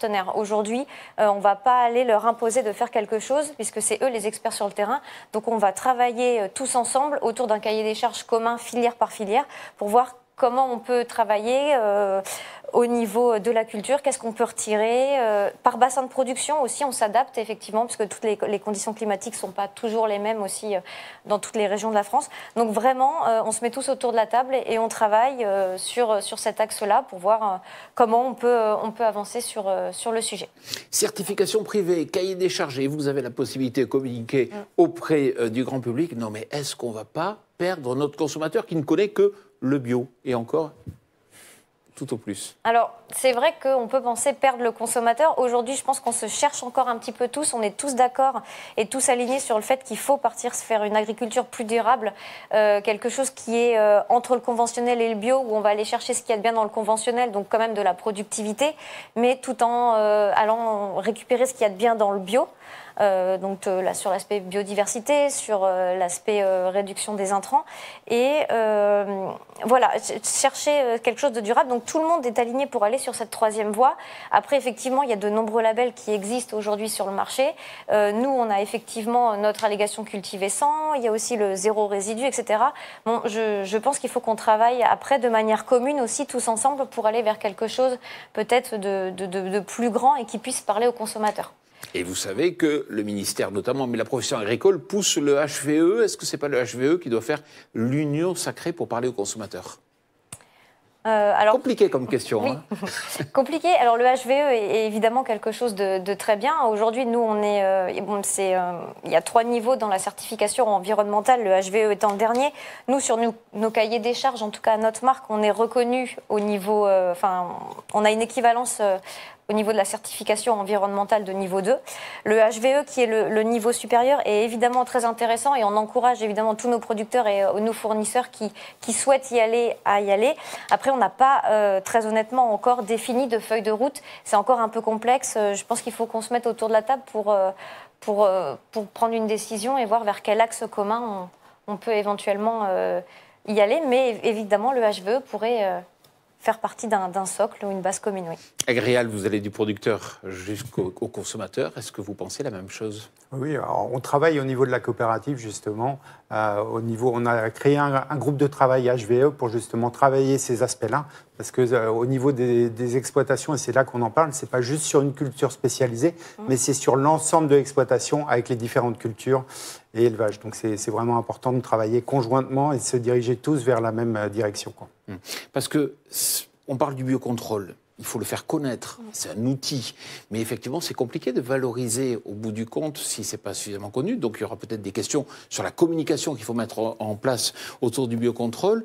Et aujourd'hui, vous savez valoriser les efforts des producteurs à quelle échelle? En pourcentage 10, 20%? Vous êtes capable de rémunérer un peu l'effort fait par l'amont et en particulier par le producteur? Oui, alors sur notre démarche spécifique agroécologie, oui, aujourd'hui on apporte un cost plus. Donc évidemment, il est co-construit avec les fournisseurs, il est adapté filière par filière, en fonction aussi de la marge de progrès vers laquelle ils se sont engagés. Et puis, on les rémunère, on va dire, au maximum à 15%. Alors pourquoi au maximum 15%? Tout simplement parce qu'aujourd'hui, le consommateur n'est pas encore prêt derrière à payer aussi beaucoup plus cher et on est d'accord qu'aujourd'hui le producteur ne doit pas à lui seul supporter le surcoût lié à cette transition agroécologique. Il faut que ce soit réparti sur tous les maillons de la chaîne. Donc nous, on va aller acheter plus cher. Aujourd'hui, c'est difficile d'aller sur quelque chose de vraiment au-delà de 15% au niveau du consommateur. Mais c'est toujours des choses qu'on a en réflexion et qu'on améliore de jour en jour. Mais voilà, pour répondre à votre question. Parmi les 700 personnes qui nous suivent en direct, il y a beaucoup de représentants donc, du secteur du biocontrôle. Qu'est-ce que vous avez envie de leur dire? Alors, qu'on a besoin d'aide sur le sujet. Alors, il y a plusieurs messages. Le premier, c'est que... Bon, nous, de grande distribution, on est peut-être moins en contact avec eux aussi que ne le sont les producteurs, mais il y a une méconnaissance aussi des nouvelles solutions qui arrivent, etc. C'est quelque chose qu'il faut, je pense, améliorer. Et on a besoin d'aide sur le sujet. On a beaucoup de cultures aujourd'hui dans lesquelles on se retrouve avec des impasses. Aujourd'hui, la réglementation nous rattrape de plus en plus rapidement. On a des molécules qui sont supprimées tous les ans. Et on a beaucoup d'impasses. Il y a beaucoup d'efforts qui sont faits aussi sur les cultures, on va dire, les filières avec des gros volumes. Mais sur les petites cultures aussi, on se heurte très vite à des impasses dans lesquelles on n'a pas encore de solution. Et puis avant, on était vraiment, et c'était dit dans la table ronde, la première table ronde de la matinée, où on avait avant une solution, enfin une problématique égale une solution. Aujourd'hui, avec les produits de biocontrôle, on ne peut plus être sur ce schéma, une problématique égale une solution. Et donc le message à passer, c'est de continuer à travailler en fait sur ce système d'approche globale, puisqu'aujourd'hui, c'est la combinaison des solutions qui va nous permettre d'avancer. Donc aussi bien repenser, pas retomber un peu dans les travers d'avant, donc une problématique, une solution, mais bien construire sous forme d'un système global. Et puis bien penser à l'accompagnement en fait derrière terrain. Aujourd'hui, on a les services techniques et les techniciens évidemment qui sont vraiment très professionnels et c'est leur cœur de leur métier d'accompagner. Mais il y a, je pense, un accompagnement aussi à penser sur le terrain. On le voit aujourd'hui, on a 25 filières, nous, en agroécologie, et c'est quelque chose qui remonte, en fait, très, très souvent de la part de nos producteurs. 25 filières en agroécologie? Oui. D'accord, en effet. Donc, ça fait des filières à suivre. 11h30, c'est l'heure d'entendre et d'écouter vos questions. Flora, une question, s'il vous plaît. Oui, Jean-Paul, nous avons une question de la part de Johanna Courodon de l'Astrédor. Qui demande qu'en est-il des clients et des consommateurs, donc comment communiquer auprès de ce public sur le biocontrôle? quelle est la meilleure façon de communiquer sur le biocontrôle auprès du grand public? Je ne sais pas, Océane. C'est vous qui êtes le plus près du grand public. Alors, nous, c'est compliqué. Alors, comme je l'ai dit précédemment, on a choisi de communiquer sur nos produits via une allégation cultivée sans. En fait, je pense que parler précisément des biocontrôles ou des produits, c'est peut-être compliqué. Parler selon une allégation, quelque chose peut-être de plus vulgarisé, en fait, qui est plus adapté au langage du consommateur et plus adapté. Donc nous, on a fait le choix, effectivement, de le mettre en avant sur nos produits. Après, on essaye pas mal d'éduquer le consommateur aussi. Donc on a fait pas mal de pages sur Internet où on a expliqué qu'est-ce qu'était l'agroécologie aujourd'hui, qu'est-ce qu'était le biocontrôle, les solutions qu'on pouvait trouver. Et on est très actifs sur les réseaux sociaux, donc notamment sur Instagram, sur Facebook, etc., où on a de nombreuses vidéos avec nos producteurs qui expliquent, bon ben voilà, aujourd'hui, nous on a utilisé des huiles essentielles, etc. Donc voilà, on essaye par cette approche-là, par les réseaux sociaux qui sont très dynamiques aussi aujourd'hui. Voilà, c'est les 3 axes qu'on a. Vous le faites, mais est-ce que ça marche? Est-ce que ça sert à quelque chose? Alors, honnêtement. Oui, très honnêtement, oui, ça sert à quelque chose, puisque c'est toujours bien d'éduquer le consommateur. Et on parlait des jeunes générations aujourd'hui, mais c'est les consommateurs de demain aussi. Donc c'est très très important, bien évidemment, de les éduquer et de les accompagner dans cette transition, parce que c'est pas toujours simple. Et puis c'est nécessaire. Donc oui, ça a un intérêt. Après, voilà, c'est pas toujours évident. C'est un effort qu'il faut faire. Sébastien. Oui, c'est avec une pédagogie qui utilise les différents canaux, on l'a dit, avec des inscriptions sur l'ensemble des emballages, mais également avec de la communication sur Internet, au travers des producteurs qui communiquent très bien, au travers de fermes ouvertes également, pour expliquer au plus près. Et c'est avec le travail de longue haleine qu'on arrivera à justement éduquer. Et par la transparence, ça permettra justement de passer les bons messages. Flora, Océane. Mais je voulais juste rebondir effectivement en disant que effectivement, en tant que grande distribution, on n'est peut-être pas les mieux placés aujourd'hui aussi pour communiquer sur le sujet, parce que c'est un peu toujours le grand méchant loup, la grande distribution, et effectivement les producteurs le font très très bien aujourd'hui, et je pense qu'on a besoin d'aide de la production et un peu des grandes institutions aussi pour communiquer sur le sujet, pour faire quelque chose de le message est passé. Flora, peut-être une autre question? Oui, une autre question de la part de Pierre S. de la société Compa qui nous dit que certains produits de biocontrôle demandent plus de passage que le conventionnel. Comment calmer les particuliers qui n'aiment plus voir de pulvérisateurs dans les parcelles des producteurs? Oui, parce que le produit biocontrôle, il faut quand même l'appliquer, il faut quand même souvent un pulvérisateur et... Je pense que c'est ce qu'on a dit, il faut expliquer, enseigner. Après, c'est vraiment de la communication pour dire auquel pulvérisateur il est là, mais pourquoi je l'utilise. Peut-être plus parce que justement c'est moins efficace, mais c'est des produits de biocontrôle qui permettent de lutter contre les ravageurs, les maladies, de manière efficace, mais de manière plus nombreuses. Mais c'est vrai que les médias ont tellement communiqué avec pulvérisateur égale danger qu'aujourd'hui c'est compliqué. Enfin, il y a des riverains qui réagissent. Oui, nous, on a des producteurs qui mettent des panneaux en bordure de leur champ en expliquant, voilà, ici on cultive selon les principes de l'agroécologie, etc. On en a certains qui ont un voisinage très proche et donc ils font l'effort d'aller les voir pour leur expliquer, etc. Dans nos cahiers des charges, on essaye de mettre en place des bonnes pratiques de bon voisinage aussi. Mais effectivement, ça passera que par l'explication, la pédagogie, les visites en production. Enfin, voilà, je pense que c'est... Communiquons. Justement, Flora, est-ce qu'il y a une question ? Oui, une question également par rapport à le biocontrôle comme outil marketing de la part d'Aurélien Flon, étudiant ingénieur. Voilà, il nous dit le biocontrôle sera un bon outil marketing pour les grandes enseignes. Cela s'inscrirait dans une logique de transition écologique et alimentaire de plus en plus importante pour le consommateur. Avez-vous effectué des campagnes publicitaires dans ce sens ? Bon, ça rejoint déjà ce que vous avez évoqué. Oui, et c'est vrai que je ne l'ai pas précisé, mais on a eu 2 campagnes publicitaires aussi cette année en plus des réseaux sociaux, une sur le kiwi et une sur la pomme, où on explique voilà, ce qu'est l'agroécologie.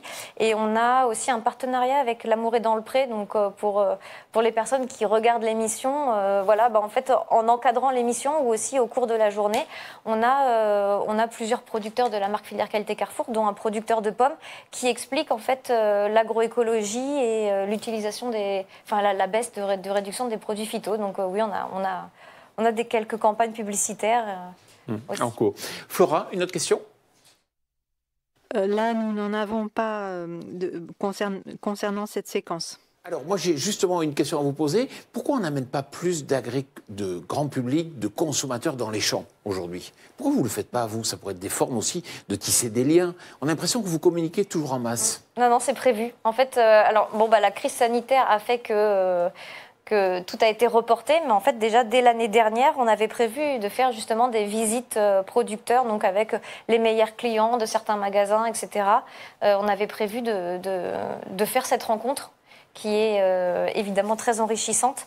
Bon, donc c'est fait, c'est dans les tuyaux. On attend juste que la crise sanitaire nous permette de réaliser plus facilement. Sébastien? Alors on le fait depuis de nombreuses années avec nos clients. On a parlé de McDonald's, on parle beaucoup en filière. Et au cours d'une journée, on aime bien faire le champ, nos usines, là où on prépare les produits, jusqu'au restaurant pour expliquer le cheminement du produit et tout le travail qui est fait, parce que le consommateur est friand justement de voir tout le travail qui est fait au niveau du producteur, mais également à l'ensemble des échelons. Et ça, c'est vraiment enrichissant. Océane, Daphné, Sébastien, merci beaucoup. Et puis, juste, on va élargir à nouveau le champ de vision. On va partir à nouveau en Espagne pour voir un peu la certification zéro résidu. Côté espagnol, ça signifie quoi? Avec Estefania Inareros, justement, qui est directrice d'IBMA Espagne Top Image. Que signifie la certification zéro résidu? La certification zéro résidu est une norme qui vise à favoriser une agriculture sans résidus de produits phytosanitaires. C'est ce que nous appelons en Espagne le zéro résidu, mais elle n'a aucune valeur réglementaire. Quels sont les secteurs concernés? Ces certifications s'appliquent à la quasi-totalité des fruits et légumes. Il s'agit de certifications qui sont imposées par la grande distribution. Ces supermarchés sont très exigeants et n'hésitent pas à poser des cadres de certification très stricts. La plupart des grands magasins de distribution alimentaire disposent eux-mêmes de leur propre certification. Comment cette certification est-elle mise en avant?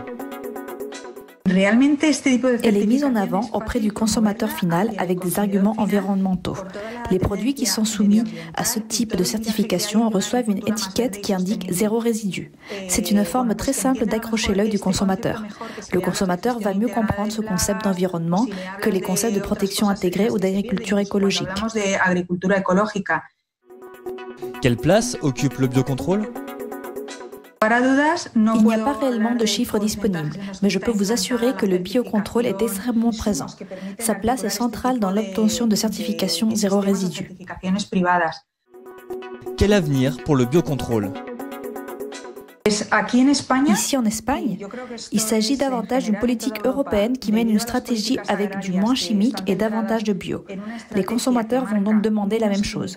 À court et moyen terme, le biocontrôle va prendre plus de place, sachant que des actions de communication sont menées en direction du consommateur final. De plus en plus de techniciens sont également formés à l'utilisation de ces produits.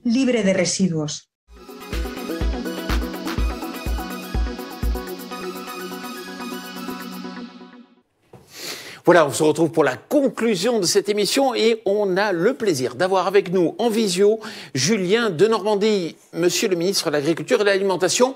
Est-ce que vous m'entendez bien tout d'abord? Je vous entends très bien, et vous-même.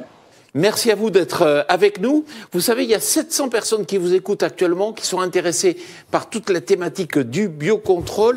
Et j'ai une question à vous poser. Quelle est la grande priorité de la stratégie nationale de déploiement du biocontrôle, qui a été dévoilée au mois de novembre dernier? Et puis la mise en œuvre va s'échelonner au cours des 5 prochaines années. Est-ce que vous pouvez nous en dire un petit peu plus? Avec grand plaisir. D'abord, je voudrais vous remercier pour votre invitation. J'ai eu l'occasion d'entendre une partie de cette dernière table ronde et je voudrais saluer la qualité des propos tenus. Moi, je suis vraiment très content de participer à ces 7e rencontres annuelles, tout simplement parce que, en tant qu'ingénieur agronome, je crois profondément au biocontrôle. C'est des pratiques que je connais depuis longtemps, qui, je crois, sont particulièrement pertinentes par rapport à une vision de l'agriculture, une agriculture fondée sur les pratiques culturelles. Et on sait ô combien le biocontrôle est parfois compliqué. Le biocontrôle, c'est l'alchimie entre un comportement culturel et une maîtrise de la cinétique des populations qui sont présentes sur nos cultures. Et puis on sait aussi que le biocontrôle, c'est un des éléments permettant d'atteindre une certaine vision politique, vision agricole, vision pour regagner notre souveraineté. Vous connaissez mon attachement à cette souveraineté agricole et agroalimentaire, et cette souveraineté, elle nécessite de dépasser un certain nombre de dépendances que nous avons aujourd'hui, et notamment réduire nos intrants, évidemment. Et donc la question fondamentale qui nous est posée, ça n'est pas de savoir si oui ou non je crois dans le biocontrôle, j'y crois profondément, c'est de savoir comment on fait pour aider la filière du biocontrôle. Et c'est aujourd'hui, on le sait, une filière en plein essor. Quand je prends simplement quelques chiffres, mais vous l'avez dit depuis ce matin, les ventes ont plus que doublé en 10 ans. Et pour autant, on sait qu'aujourd'hui, il y a moins de 15% des usages agricoles couverts par des solutions de biocontrôle. Donc on a à la fois un essor, mais en même temps, on a de nombreux défis. Et donc la question, c'est comment on fait pour aider, nous, gouvernement, la filière.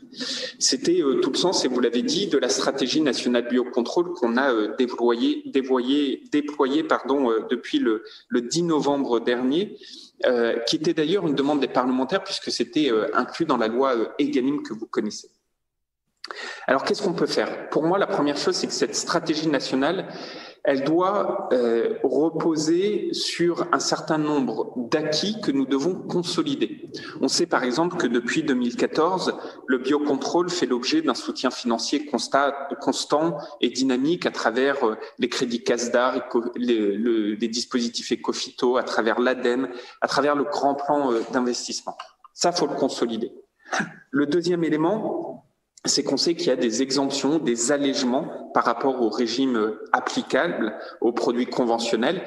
Et ça, c'est très bien, il faut aussi le consolider. Et la dernière table ronde a montré toute l'importance du sujet. Mais au-delà de ces consolidations, il faut voir comment on va plus loin. Et c'est ça le cœur de cette stratégie nationale. Et je voudrais insister sur quelques points là-dessus. D'abord, pour moi, il y a vraiment le soutien à la recherche et à l'innovation. Je pense que cette recherche, elle doit être soutenue pour accompagner les entreprises dans le développement d'un plus grand nombre de solutions efficaces. Ça veut dire, d'une part, consolider ce que je viens d'expliquer sur le CASDAR, Ecophyto, l'ADEME et le grand plan d'investissement. Ça veut dire aussi utiliser France Relance, vous savez, ce fameux plan de relance. Et c'est pour ça, par exemple, dans France Relance, on finance des agroéquipements. Mais j'ai décidé qu'au-delà du financement des agroéquipements, on allait mettre en place un accélérateur pour les entreprises de biocontrôle et d'agroéquipement. Cet accélérateur, c'est 15 millions d'euros de subventions pour déterminer quelles sont les solutions à même d'être développées par les filières et ensuite proposées à l'ensemble de nos agriculteurs. Je pense aussi, deuxième exemple, dans cet accompagnement, au dispositif qu'on a créé, qui est en cours de finalisation avec BPI France, pour pouvoir apporter un appui réglementaire aux industriels afin d'élaborer des solides et concrètes stratégies de développement. Là aussi, c'est du très pratico-pratique, mais je pense qu'il faut partir des utilisateurs et c'est comme ça qu'on avance dans la vie. Premier axe d'accélération. Deuxième axe d'accélération, c'est continuer à simplifier la réglementation. Je crois que c'est quelque chose d'essentiel. Beaucoup a déjà été fait, vous l'avez dit. Mais je pense qu'on peut aller encore plus loin. Ça veut dire, par exemple, consolider la définition des produits de biocontrôle en tenant compte notamment des différents risques et des évaluations et expérimentations déjà faites sur le territoire. Et à ce titre, là aussi, pour ceux qui me connaissent, moi j'ai une approche très pragmatique. N'hésitez pas à nous faire remonter toutes les difficultés que vous pouvez avoir. C'est comme ça qu'on avance. L'État est aux côtés des filières pour libérer les filières lorsqu'elles en ont besoin d'un certain nombre de carcans. Deuxième axe. Troisième axe, je pense qu'il y a une question d'appropriation des stratégies et des pratiques de biocontrôle que nous devons porter et être à côté de nos agriculteurs. Je crois que c'est fondamental. C'est pour eux que nous développons toutes ces stratégies et nous devons être à leur côté. Il faut s'appuyer évidemment sur les professionnels, il faut s'appuyer sur les acteurs qui sont au plus proches des agriculteurs sur notre territoire. Je pense notamment au rôle des chambres d'agriculture avec qui nous travaillons énormément sur ce sujet, au rôle des coopératives et puis au rôle des professionnels de l'ensemble de la filière. Ça passe par exemple par des référentiels de formation qui doivent être proposés ou adaptés. Ça passe par cet accompagnement au jour le jour. Et je crois que cet accompagnement, il doit jamais perdre de vue deux choses. La première, c'est, on parle là de pratiques, notamment de pratiques culturelles. Et comme je le disais tout à l'heure, ce sont des pratiques culturelles qui parfois sont compliquées.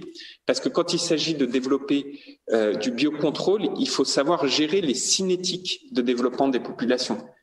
C'est pas toujours évident. Mais c'est quelque chose qui doit pouvoir être fait. Ça doit passer aussi par des investissements. Comment on gère par exemple ces cinétiques? Ici, en plantant un certain nombre, ce qu'on appelle d'infrastructures environnementales, comme des haies, par exemple, pour ne citer qu'elles, songez que dans le plan de relance, on va financer à hauteur de 50 millions d'euros, 7000 kilomètres de haies, mais ça ne va pas se faire comme ça se fait en lien et avec les agriculteurs, en les accompagnant. Et puis le deuxième élément, et votre table ronde l'a très bien montré, il y a un sujet de création de valeur. Il faut que le biocontrôle soit associé à de la création de valeur. Et moi, je pense qu'un des défauts, si on se fait une rétrospective de ces dernières années, un des défauts qui a été le nôtre, que ce soit dans le biocontrôle ou dans d'autres filières, c'est la question de l'abandon de cette stratégie de création de valeur trop souvent. Or, toute transition, plus on crée de la valeur avec cette transition, plus les transitions seront rapides. Aujourd'hui, comment on crée de la valeur vis-à-vis des solutions de biocontrôle? Ça veut dire expliciter aux consommateurs ces pratiques culturelles et réussir à les valoriser.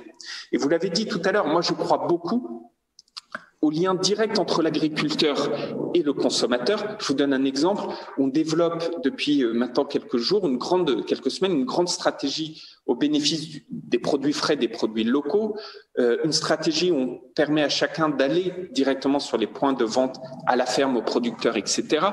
C'est autant d'occasions d'un échange entre l'agriculteur et le consommateur sur les pratiques de chacun. Et parfois tuer d'ailleurs des idées préconçues que beaucoup ont sur nos modèles agricoles ou que certains stigmatisent s'agissant du volet de notre agriculture.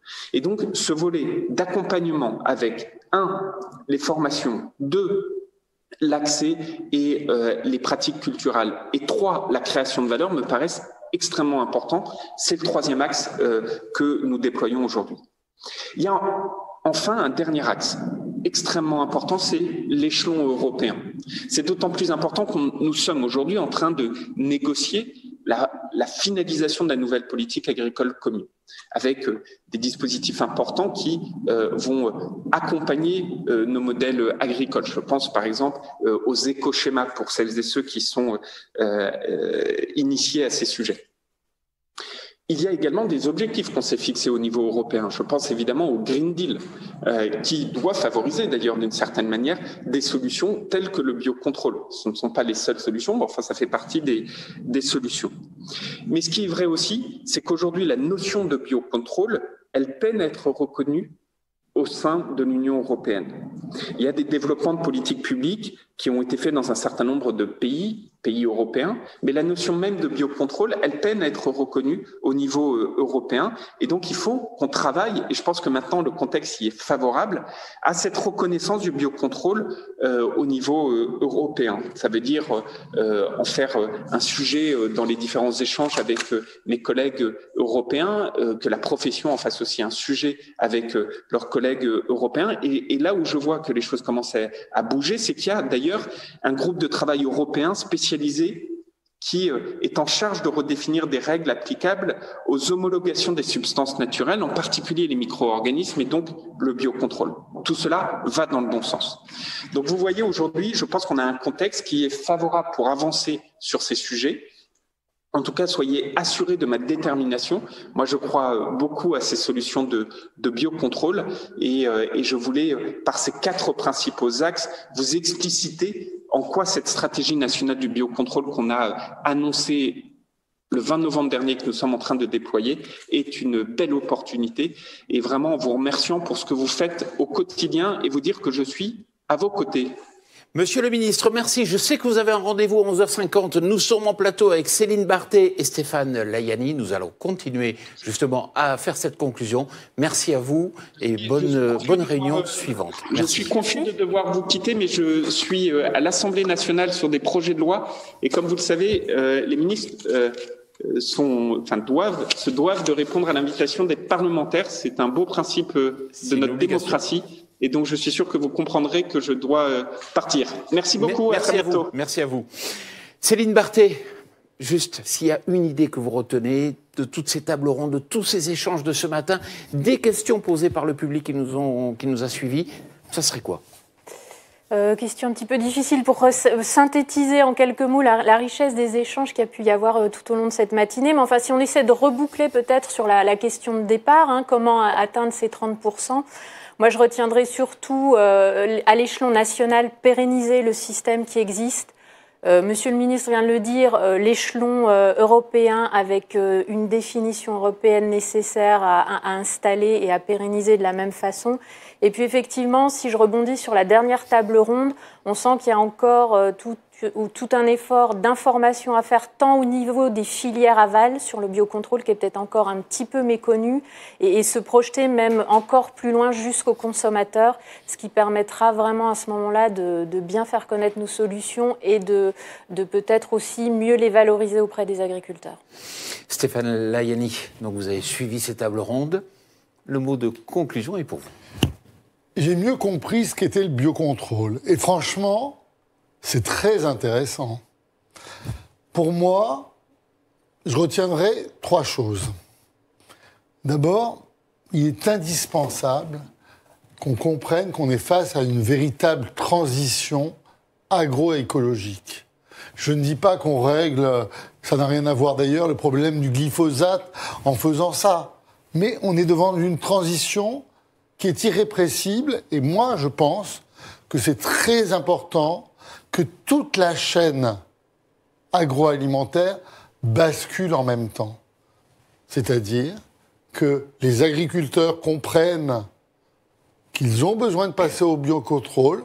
C'est pas toujours évident, surtout quand on doit mixer des produits différents, des produits conventionnels et des produits de biocontrôle. Par exemple, dans les étapes de formation de la plante. Deuxième chose très importante, c'est que, évidemment, on a besoin des chambres d'agriculture. C'est ce que vient de dire le ministre en parlant de cinétique des populations. C'est que c'est affaire de comportement, et ces affaires de comportement, elles doivent être gérées au plus près du terrain. Avec le conseil, bien sûr, mais aussi avec les chambres d'agriculture. Et la troisième chose qui me paraît vraiment importante, c'est qu'il faut faire comprendre maintenant au consommateur final que les produits qui sont faits avec du biocontrôle, intégralement ou pas, sont meilleurs pour la santé. Un produit qui aura été traité avec du phosphate, par exemple, ou avec du cuivre, c'est quand même mieux qu'un produit chimique. D'abord parce qu'il se dégrade ensuite naturellement dans l'environnement. Et donc, moi je pense, et je ne sais pas si la présidente, chère Céline, est d'accord, il manque un label. Il faut faire savoir au consommateur final qu'un produit a été produit avec des micro-organismes, avec des produits de biocontrôle, avec des produits chimiques naturels comme le soufre ou comme le cuivre. Et donc ça, c'est très important de mieux communiquer. C'est ce qu'on a fait aujourd'hui sur cette question. Et pour ça que j'ai trouvé particulièrement intéressant cette émission, cher Jean-Paul. Stéphane Layani, merci beaucoup. Je rappelle que vous êtes présidente du marché international de Rungis. Rungis est prêt à aider Céline Barthé. Bon, je prends note. Et Jean-Paul, si vous me permettez, j'ai oublié quand même de donner rendez-vous à nos spectateurs. Alors, c'est à long terme, mais le 25 janvier prochain, nous vous donnons rendez-vous pour nos 8e rencontres. En présentiel, cette fois-ci, je l'espère. On espère, on le croit vraiment et on croise les doigts. Merci à vous, Stéphane Layani, président du marché international de Rungis. Merci à vous, Céline Barthé, présidente d'IBMA France. Et puis surtout, merci à vous, tous les participants de cette émission, et puis à vous qui nous avez suivis donc durant ces 2 heures d'émission. Et je vous dis à très bientôt.